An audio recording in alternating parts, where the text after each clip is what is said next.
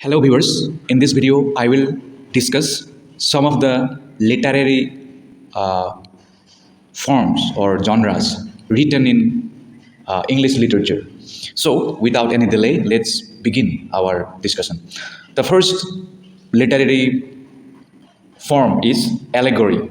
Allegory it is a story or a poem or picture that can be interpreted to reveal a hidden meaning, typically a moral or political one. For example, Pilgrim's Progress is an allegory of the spiritual journey written by Geoffrey Chaucer.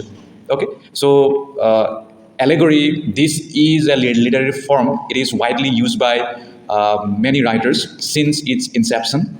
And allegory, we can say that through a story in a novel or in a drama or in a poem, the writer tries to depict something that has a unique meaning, that has a secret meaning. So that is allegory. Okay, there are many allegorical works in English literature. Here we have already talked about Pilgrim's Progress.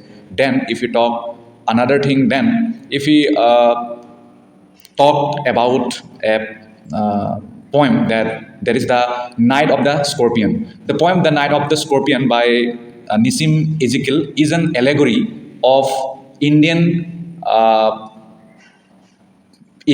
folk belief or Indian superstition or the village life of India. Okay, so there are many works written in an allegory form. Okay, next is we have ballad. Ballad is a poem or a song narrating a story in short stanzas. Traditional ballads are typically of unknown authorship and having been passed on orally from one generation to the next. So ballad is a kind of folk song. Many works in English literature you will get related to ballad.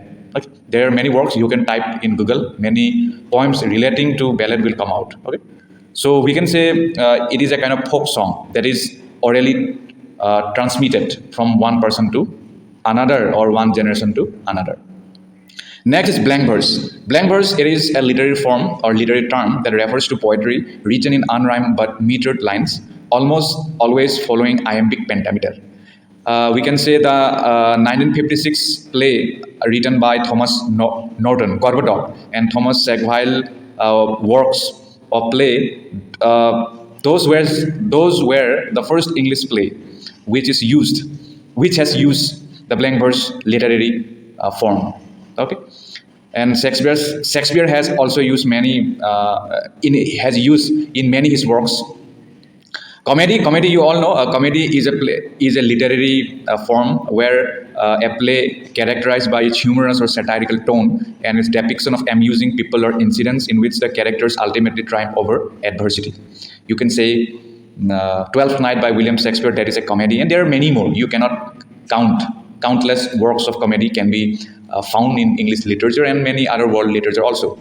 Then we have got dissociation of sensibility. So dissociation of sensibility, it is a literary term first used by T.S. Eliot in his essay, The Metaphysical Poets, and it refers to the way in which intellectual thought was separated from the experience of feeling in 17th century poetry. So that is dissociation of sensibility. Next, Eliot has used the term to describe the manner by which the nature and substance of English poetry changed between the time of Donne or Lord Herbert of Cherbury and the time of Tennyson and Browning. Next is dramatic monologue. What is dramatic monologue? Dramatic monologue, it is a poem in the form of a speech or narrative by an imagined person in which the speaker inadvertently reveals aspects of their character while describing a particular situation or series of events. And a poem in which an imagined speaker addresses a silent listener, usually not the reader. For example, My Last Duchess is a notable dramatic monologue. Okay, next is enlightened. What is enlightenment?